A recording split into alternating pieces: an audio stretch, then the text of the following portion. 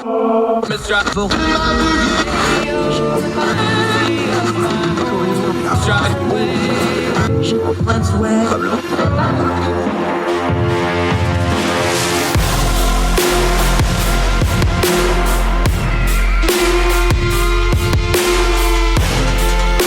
host, Andrew Donaldson. This is Heard Tell.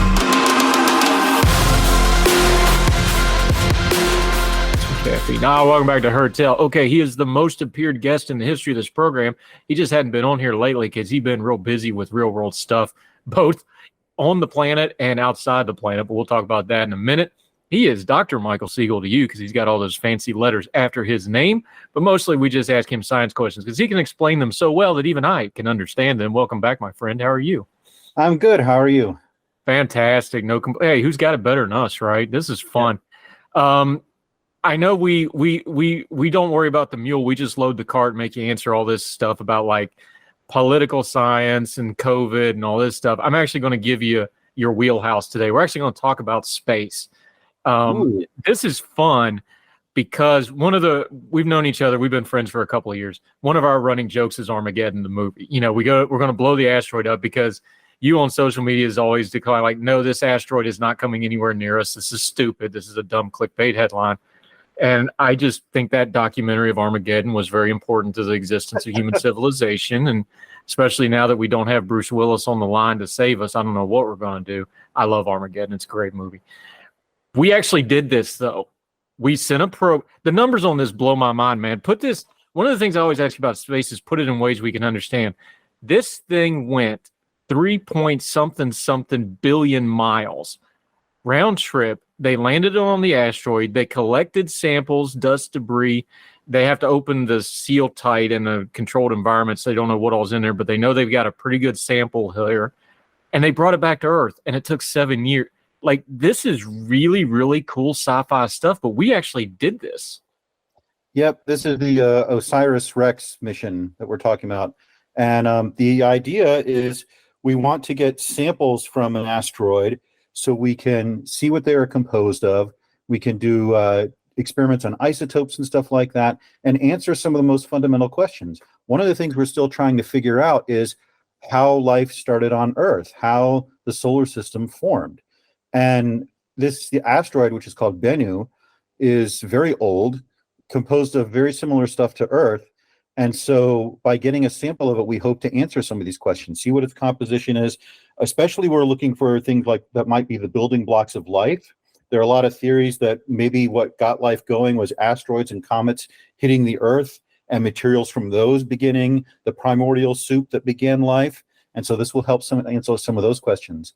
Now, there was a mission a few years ago, a Japanese mission that returned some samples, but with the quantity of sample that's returned here, like 12 ounces, I think, almost 3/4 of a pound, basically, of material is going to be, it's so much that we will spend decades analyzing this. This will be like the moon rocks. People will spend their entire careers analyzing just a small sample of this.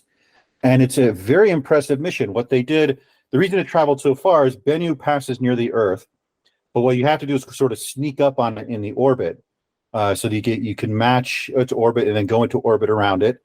And then they sent the lander down, and there's really cool video of this. It came down with a little probe, and it just sort of briefly touched down. Some dust kicked up. It collected that dust, pulled it into the spacecraft, then went back into orbit, then broke orbit with Bennu and re-rendezvoused with Earth.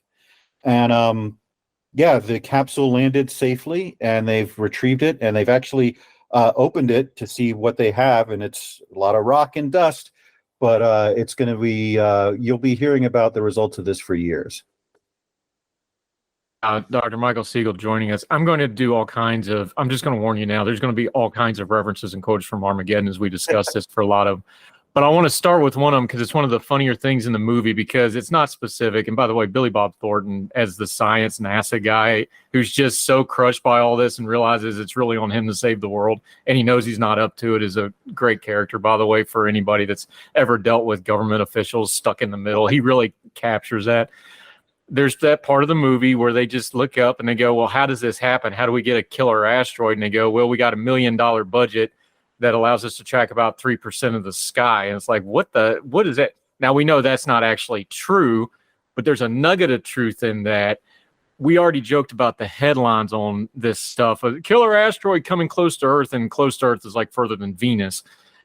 Break that down for us, though. How much of this stuff are we actually tracking? How much of this is actually getting close? Cut through that a little bit, because there is a nugget of truth in there a little bit. Well, when the movie was made, and for your listeners, I have a YouTube channel where the longest video I've made was breaking down Armageddon and so forth. And the movie Armageddon has, what it does is it takes real science and sort of Michael Bayifies it into something crazy and out there, and that's not really accurate. So it's an interesting movie to talk about. And I agree with you. The cast in the movie is outstanding. It's not like Academy Award outstanding, but they all know what kind of movie they're in and do the appropriate job to that movie. But at the time that movie was made, we had only documented a small percentage of the asteroids that were out there that could potentially endanger Earth. And it was really after Comet Shoemaker-Levy 9 hit Jupiter that Congress decided, all right, we need to make this a priority to map what's out there. And so they have been putting money into that for the last 25 years to try to identify every potential Earth-impacting asteroid. And Bennu is one of those. It will pass in the late 22nd century. It will pass very close to Earth, and there's a 0.04% chance it would impact. And it would be significant. It's a 500-meter wide asteroid. So that might be one we want to use a DART-type mission to deflect if it comes to that. But we have now, I believe, 95% of the near-Earth asteroids tracked that are potentially dangerous. Now that leaves out the elephant in the room, which is comets. Comets come from way outside in the solar system, and we don't know that they're here until they come up upon us. Around the same time the movie was made, a couple of years before, we had comet Hyakutake, which passed near Earth, and we didn't see it until a few months in advance. So that's something that we do still worry about, and not much we can do about at this point unless we get like really huge infrared telescopes that can scan the Oort cloud. But yeah, it's in that way, Armageddon is kind of a time capsule of a time when we hadn't seen most of the near-Earth asteroids, and now we do have a handle on most of them, and especially the really dangerous impactors that could cause a cataclysm. Yeah, Dr. Michael Siegel joining us. Okay, part of the Armageddon movie, Billy Bob Thornton's explaining, like, okay, well, these cities are exploding and getting raining fire from the heaven, and he just kind of waves like, oh, those are nothing. Those are the size of basketballs and Volkswagens and things like that. You know, the size of Volkswagen took out Paris, that sort of stuff. Again, Bayified is a great term for it. They blew it up a little bit. Give us the size, though. This asteroid that we landed the probe on, how big is it? Give us a kind of a comparison. Don't do that. How many buses will fit into Texas or any of that? Not, how many hot dogs go into Topeka, Kansas, or any of that kind of crazy online stuff. Give us the sizes, though, because how big of because asteroids and space things, they hit Earth all the time. We just don't talk about them, but they're usually smaller. Something that made like Crater Lake, that's a lot bigger. How big would have been compared to what we landed this probe on? Anything that's about, say, 50 to 100 meters in size or bigger is potentially dangerous. The Tunguska impactor was probably about 50 meters in size, and that hit with the powers of an atomic bomb. If you go on YouTube and type Chelyabinsk, if you can spell it, you'll find a video of the meteor that exploded over Chelyabinsk about 15 years ago that was about 50 meters in size and went off with the power of an atomic bomb. Now, it exploded way up in the atmosphere, but it still shattered thousands of windows and caused injuries and so forth. If either of those had hit a city, it would have been like Hiroshima. That's the power of that. With Bennu or something like that, you're talking about a 500-meter wide asteroid, so something with 1,000 times the mass. So it could be potential. Now, there's a lot of factors in there. The angle and speed it comes in is the most important.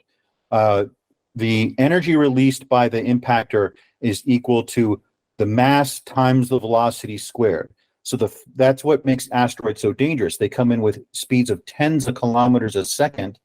And so that energy that they hit with is extremely powerful, even for a small one. And so when you're talking about something the size of Bennu, that would be a regional catastrophe if it were to hit. And so that's the kind of thing we keep an eye on. And we've tracked its orbit pretty precisely. But Bennu is also a very active asteroid. It releases water and stuff into the atmosphere, into space. It also can be perturbed by the orbits of other planets. So we can only really give a percentage when we're talking about more than 10, 20 years in the future. Yeah, Now, Dr. Michael Siegel joining us. With the press, you're talking about how I get annoyed at the press. The press, and the British press in particular, have a tendency to say this asteroid is closing in on Earth, which always happens. They're on orbits. They pass each other. That happens. Usually, if something were dangerous, you'd be hearing a lot more about it.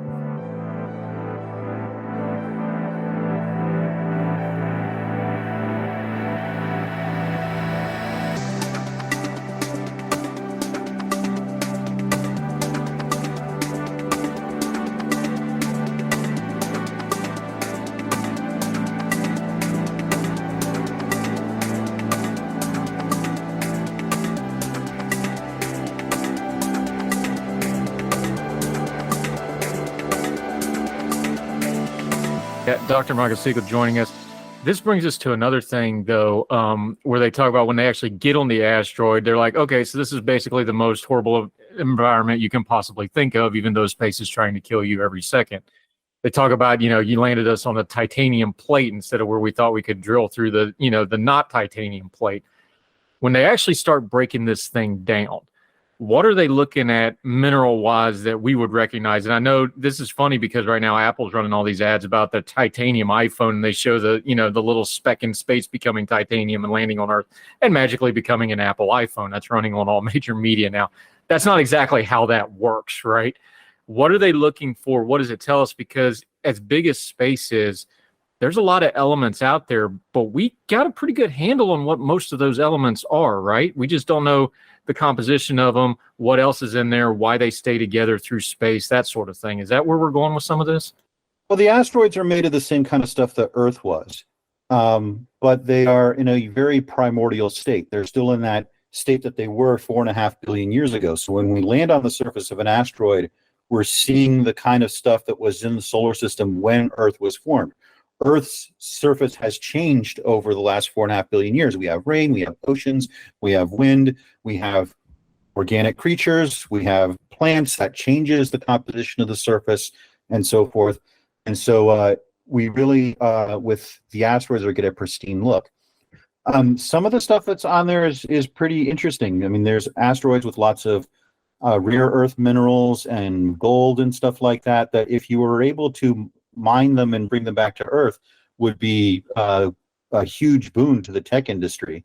And in the movie Don't Look Up, they talk about this. It's a little silly, but they talk about how there's so many rare earth minerals on there, everyone would get rich if they were able to capture it.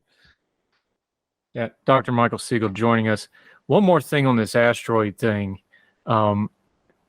We talked about the 50-meter asteroid that blew up in the atmosphere. That was a pretty big one. That would have done significant damage and did in some ways.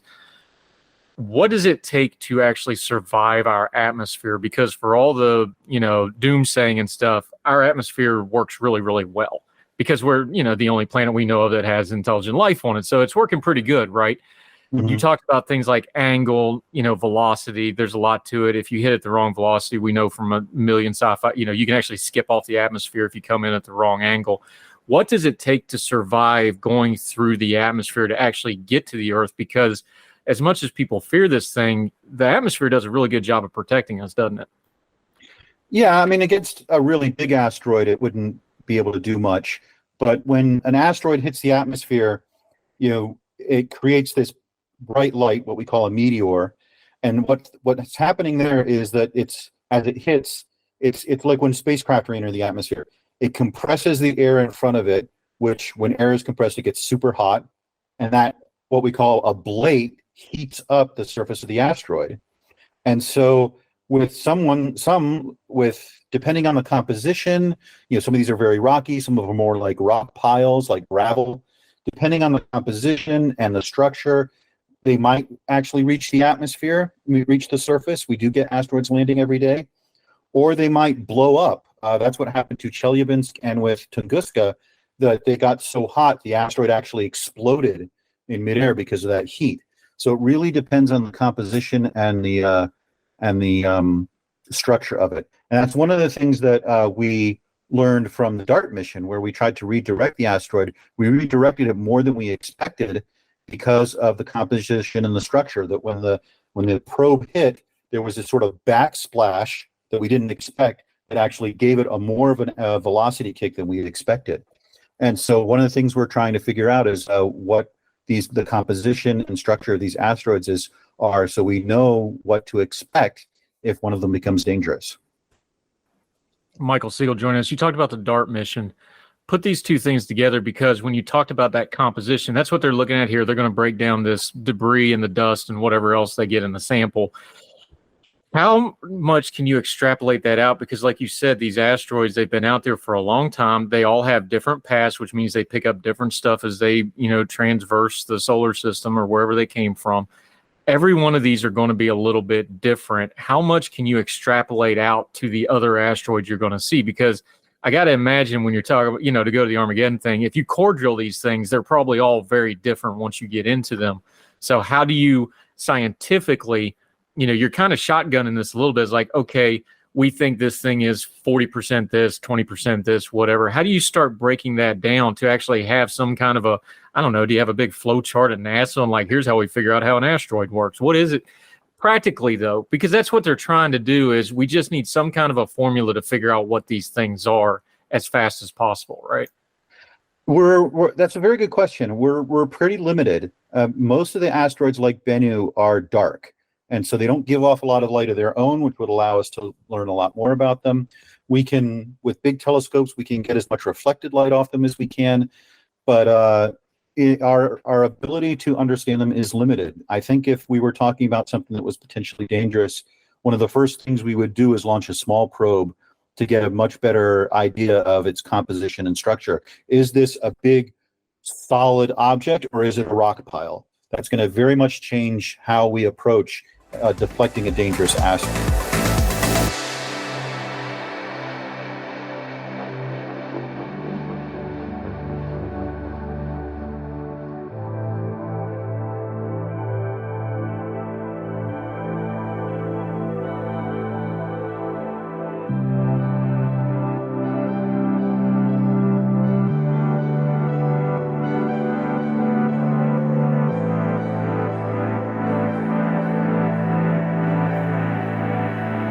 Yeah, Michael Siegel joining us. Okay, another scene in Armageddon that got really ridiculous. They pull the gun out and they fight over the nuclear warhead, right? And Will Patton, who's one of the most underrated character actors we got, just looks at the guy, what are you doing with a gun in space? And deadpans it perfectly. Great line. My producer, TK Turbo, sent me a question for you because even though he has your email, he always goes through me. How you doing, TK? This is actually a fun question. He asked about spin launch and zero gravity and a gun in space, and then going back to that. And it goes like this, like, what are the expected forces a projectile will encounter when transitioning from a vacuum at a ridiculously high velocity when it encumbers regular atmospheric pressure again? Actually, in a bigger sense, that's kind of what these asteroids are doing when they hit the atmosphere. Would this not be problematic in some way? So when they pull the gun out in space, even inside the space shuttle or wherever they were, that would still affect ballistics, I would think, somewhat. But talk about that, because that actually, it sounds a little silly. It was silly in the movie. That actually has got some pretty solid science around it of how things actually work in vacuums and non-vacuums, right? Because that's a lot of space dynamics. I'd have to think about that some more, because when you're talking about moving from vacuum to atmosphere, that's when you get that compressed air and that heating and so forth that would cause a bullet like that to heat up or tumble and so forth. When you're talking about bullets in space, this is sort of the thing we always talk about in physics. Ignore air when you do this calculation. So the spin and the motion would stay the same. A bullet fired in space would theoretically maintain the same velocity and have an infinite range. When it transits to air, that's when it's going to start slowing down and the spin is going to change and so forth. So I think the big thing about firing guns in space is you don't want to penetrate the hull and cause the air to get out. That would be bad. And on an asteroid like the one in the movie, where the gravity is relatively low, the recoil would throw you pretty good. I don't think people understand, if you shot a handgun in low gravity, it would probably, it would take you a while to stop. This is funny because the original Jules Verne stuff where they shoot people to the moon in a cannon, which is kind of the reverse of what you're talking about. You're going from, gravity to vacuum. It's a little silly, but he kind of had the right idea in some ways. Yeah, I mean, in theory, you could do that. In practice, the G-forces they experience would be way too high and would kill the people on board. But the way you get things into space is you make them go really fast. You have to get up to many kilometers per second to get out of the Earth's atmosphere, to get out away from Earth's gravity. And so there are various ways to achieve that. You could shoot it out of a cannon if you didn't care what happened to the crew. There's also have been proposals in the past for magnetic catapults you put them in in a mountain and accelerate a cargo using magnets to extremely high speed and launch it into space. What we use for rockets turns out to be the most practical, where you basically get on top of a mound of explosives and push the astronauts to as much G as is safe, and then they are in space. But ultimately, Verne was right that it is about how fast you can get people going. So whatever method you use to get to that speed to escape Earth's gravity is what the velocity you need. And that gives us two more great quotes from Armageddon. The one, Steve Buscemi, who's great in anything he does, he's like, we're sitting on top of so many explosives put together by the lowest bidder, which is accurate and something that's actually been brought up before. Alan Shepard, famously, they had a technical issue on his Mercury launch, and he finally just said, fix your little problem and light this candle, one of the great astronaut stories of all time, after waiting around for 4 hours. And then the other one of the one shuttle commander who ended up dying later. Spoiler alert if you haven't seen a 25-year-old movie by this point. He says this is a kick-ass ride as they're going up on the rocket. Both of those quotes are actually pretty accurate and pretty true. Yeah. Let's see. With the ride, you have to. One of the best communicators on that subject is Chris Hadfield, the Canadian astronaut who's been up in space many times, and talks about how you get very focused. It's very intense, and then once you get into space, it's like you're floating, and that transition from being so focused and one of the most intense moments of your life to suddenly, oh wow, I'm in space. And Shatner also talked a little bit about that with his trip into space. But the Shepard story, and we do try to do a lot of quality control. And considering how complex the early space missions were, that we only had one real failure with Apollo 13 is pretty remarkable. Shepard's story is actually interesting because he was waiting in the capsule so long, his bladder was full, and they actually had to turn off the electronics so he could relieve himself, and then wait for things to dry out, and then turn everything back on and launch him. Yeah, they don't put that one in the movie though, but they put it in The Right Stuff though. Yeah, they did. Right Stuff is such a good movie. Not the remake that was the original Right Stuff. Fantastic movie. All right. We were talking about on Twitter today, best ensemble casts. That's an amazing ensemble cast with Right Stuff. That's up there. I love the Right Stuff. They got Jaeger Wright, who's of course one of my childhood heroes. Like when he throws a fit where he basically takes an airplane so high it implodes just to throw a fit and make a point is just one of the great. And it actually happened. Yeah, like it's just one of the like that couldn't have really happened. That really happened, just to prove a point. Like what in the world? And then that great line: "Is that a man? You're dang right it is."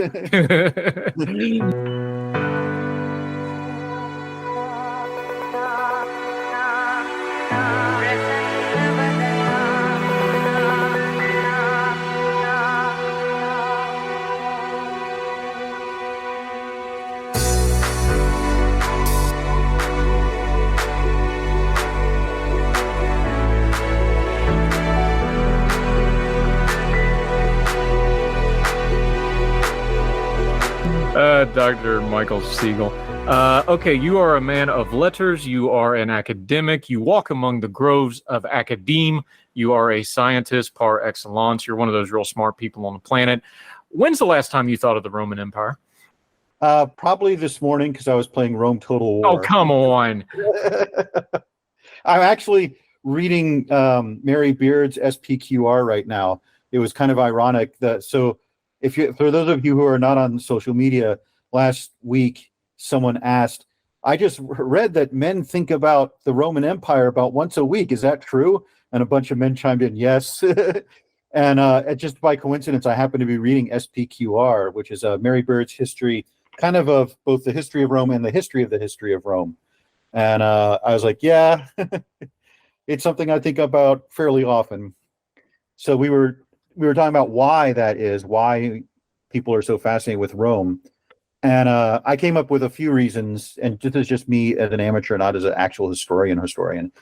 But one, Rome is extremely well documented. There are contemporary historians and writers whose works are preserved. They were preserved by medieval monks, so we have a first-hand or a second-hand record of what happened. Like Cicero, we have hundreds of his letters about what was going on with his life when he lived in very interesting times when they were transitioning from a republic to an empire. And the second is, I think there are a lot of similarities between the Roman Empire and the United States. I've referred to the last 70 years as kind of the Pax Americana since the end of World War II. It's been one of those peaceful eras in history. And I think that the United States leadership on the international stage and our creation of alliances, especially the nuclear era, is the reason for that.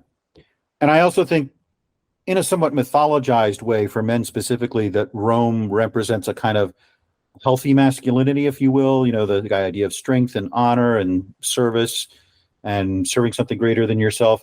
That's a little bit mythologized over the millennia, but I think that also is something that creates a fascination with people, at least with me, it does. And the thing about it is, because Rome had all kinds of problems like, enslavement and murder and corruption. And if you've watched anything about Rome, you know all the bad parts too. You know what it really is and why it's in our consciousness. You just touched on it. And I'm an amateur historian. If you want a professional historian, you got the wrong Donaldson. That's my father. You're going to have to get him for this because he actually taught history and had the degrees in it and all that fun stuff. The thing about Rome, though, is it's not only was an important worldwide empire, or most of the known world at the time, they were the first where, it was documented. We still speak and understand and write in Latin. Yeah. So it was just the perfect storm of expanding technology where you had the worldwide empire, you had trade. So the rest of the world was very aware of Rome, North Africa, what is now called England, the Far East, the subcontinent, India. Like everybody knew about Rome. So all these other countries were also writing about him. But they actually had, basically a worldwide monetary system, a worldwide language. If you were a citizen of Rome, you understood that. You have major religions like Christianity that came to prominence through the Roman Empire, and it became part of that. I'm not saying mythology to denigrate it. I'm just saying part of the Christian story comes from that. And so does the Muslim story. And so does the Jewish story for your folks. That the Roman Empire is a big deal to the Jewish people. You have all these other things that revolve around the Roman Empire that makes it an important thing. And then it just hit the right point in history where you have all the scribes, you have a language that has endured to where we actually understand it. We don't need a Rosetta Stone for it. They took a lot of what the Greeks were already doing and amalgamated it into that. So it was like a remix and a continuation that built onto it. There was just a lot of factors into it that make it a fascinating period of time. Yeah. And you touched on this, that the idea of Romans wasn't just people who lived in Italy. They would give citizenship to peoples that they had assimilated, peoples they had conquered, and so forth. That people all over the empire were citizens of Rome. They had classes of citizenship, this really amazingly complicated citizenship system. But they were very much a thing of, we'll make other people Romans, which was very different from the Greeks. The Greeks were very restrictive in who could be a citizen. But the Romans were like, hey, you obey our laws and send us tribute, you're Roman. It's fine. Yep. It's all fun and games till the Gauls show up to sack Rome, and then things get real. But that's another topic for another day. Our good friend, Dr. Michael Siegel. Love talking to you. This space stuff is really cool. I'm glad we actually get to talk about just the space stuff and not some political something. We'll do that the next time you come on. Let folks know how they can keep up with you, what you've got going on, because you've actually been tinkering with the spacecraft that you have to mind and babysit. Had a little trouble with that, and you got it fixed out. Let folks know how they can follow you, keep up with you until we get you back on the program. Well, it's not quite fixed out. We have a few issues with guidance that we're working on. So the spacecraft's healthy, and we're getting good data, but we need to to fix that problem. So there's updates on the Goddard website for that. But where you can find me, Ordinary Times is probably the best place. That's where I do most of my writing. If you just go to YouTube and type in Michael Siegel Astronomy, you'll find my YouTube channel where I talk a lot about movies, including my big Armageddon video. And I have a future video coming up on the Ahsoka show and on the Apollo 13. And yeah, that's where you'll find me.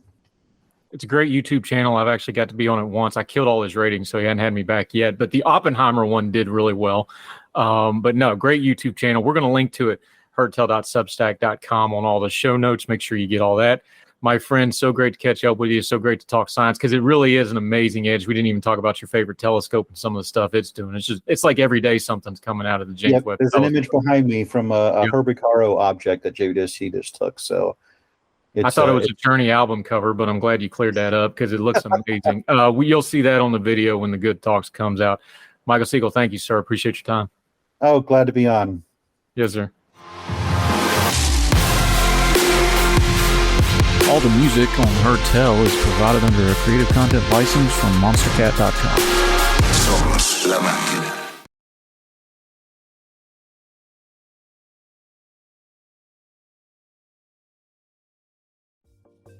Folks, if you've listened to the Heard Tell program, you've heard our friend Gabriella Hoffman, but you need to make sure you're checking out her podcast, District of Conservation. It's a podcast exploring the nuances of true conservation efforts from DC and beyond. From topic discussions to exclusive interviews with conservation and energy newsmakers, Gabriella keeps listeners appraised of the latest news stories while elevating important voices.